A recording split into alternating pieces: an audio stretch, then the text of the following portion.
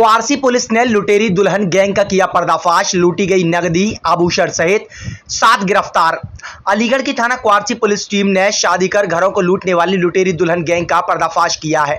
Police ने लुटेरी दुल्हन द्वारा शादी कर लूटी गई नकदी, आभूषण सहित 3 महिला सहित कुल 7 लोगों को गिरफ्तार किया है। गिरफ्तार महिला व पुरुष 3 जोड़े आपस में पति पत्नी हैं, जो कि पैसे लेकर शादी कराया करते थे। पुलिस पूछताछ में आरोपी महिला दुल्हन ने अब तक 10 से 12 जगह शादी कर उन परिवारों को लूटना कबूल किया है। फिलहाल बीते दिनों अलीगढ़ में एक साथ 2 परिवारों को लूटने के बाद ये गैंग पलवल में शादी कर लूट की घटना को अंजाम देने वाला था। पुलिस के द्वारा इस गैंग को हरियाणा के पलवल से गिरफ्तार किया गया है। फिलहाल घटना के बाद आज क्वारसी पुलिस ने इस गैंग का खुलासा किया है। साकेत कॉलोनी सुरेंद्रनगर। क्या हुआ तुम्हारे साथ? घटना हुई है? क्या हुआ? शादी क्या नाम है मेरी 16 तारीख को हुई थी और क्या नाम है 17 तारीख को हैगा बाजार के बहाने ये भाग गई वहाँ से। और क्या नाम है फिर हमने बबलू को खबर दी, बबलू को बुलाया तो बबलू कह रहा है कि हमने तो 80,000 रुपये लेने के, हमारा कोई मतलब नहीं, हमें तो बस लड़की देना तक है। और ये क्या नाम है का मुसलमान लड़की तुम्हारी पत्नी? हाँ जी। अब किस तरह की घटना की है तुम्हारी पत्नी ने तुम्हारे साथ? और कह रहे हैं बस बाजार के बहाने गई है, बाजार ले जाने के बहाने भागी है। बाजार आकर हमसे बोली बाजार जाना सवेरे, मैं सवेरे बाजार कहाँ खुल जाएगा, फिर 10 साढ़े 10 बजे करीब गए हैं। तुम्हारे कितने रुपए में शादी कराई थी? बबलू नाम है उसका। कितने पैसे लिए? 80,000 रुपये। और बहू क्या क्या सामान ले गई? ये क्या नाम है कोई 3-4 लाख रुपए का सामान। ज्वेलरी ले गई? हाँ जॉल लिया और 7,000 रुपये नकद थे। शादी कराई थी उसका नाम क्या बताया था? बबलू नाम, जिससे शादी कराई थी। पूजा। बाद में क्या निकला? बाद का नाम अभी मुझे नहीं पता, खोला मुसलमान है सर। लड़की? हाँ जी सर। अब क्या चाहते हो? अब यही चाहते हैं जो कार्रवाई ये करते हैं सर। पूरा गैंग था कि तुम्हारे साथ ठगी की है? हाँ ठगी का है मामला? हाँ जी, पूरा गैंग का है ये और ठगी करी गई है सर। क्या हुआ तुम्हारे साथ? कब? 14 तारीख को ऐसा हुआ था कि जो बबलू और जो वो हैं पुष्पा देवी, वो इस समय जेल में है। तो उन्होंने लड़की दिखाने को मैं खुर्जा बुलाया था, चामुंडा देवी मंदिर है दशहरा पे।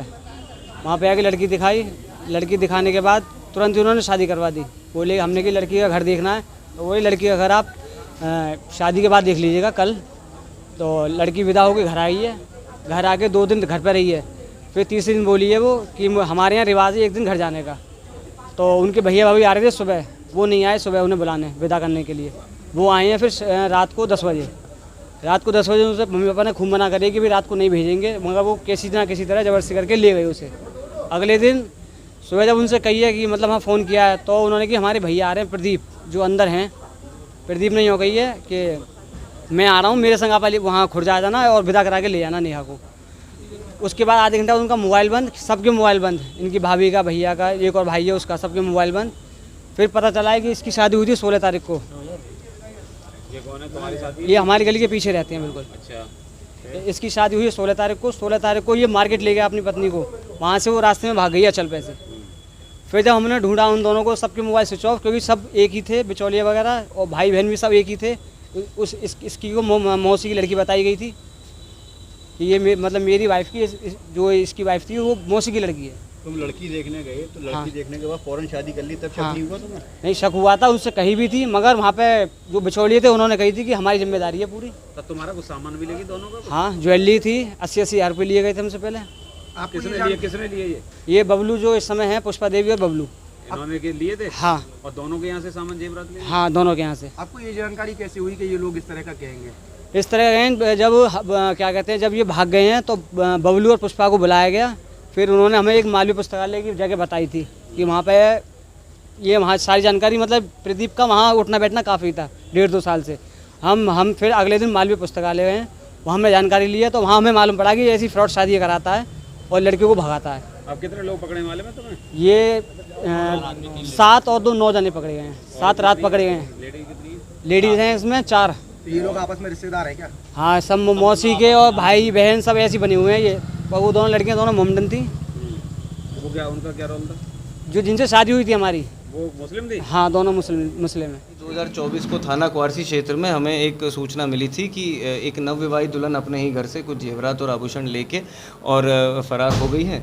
तो तुरंत ही एसएचओ क्वारसी ने कार्रवाई करते हुए उस पर एफआईआर दर्ज की और हमने एक स्पेशल टीम गठित की थी, जिसके तहत हमने 2 लोग तो अगले ही दिन गिरफ्तार कर जेल भेज दिए थे। और कल इस कार्रवाई में हमें एक बड़ी सफलता मिली है, जिसमें कि 7 लोगों का एक गैंग जो कि अंतर्राज्यीय अंतरजनपदीय तौर पर सक्रिय था और वो इसी तरह के जो अविवाहित पुरुष होते थे उनको चिन्हित करते थे, उन्हें निशाना बनाते थे और उनसे विधिवत विवाह संपन्न करवाते थे।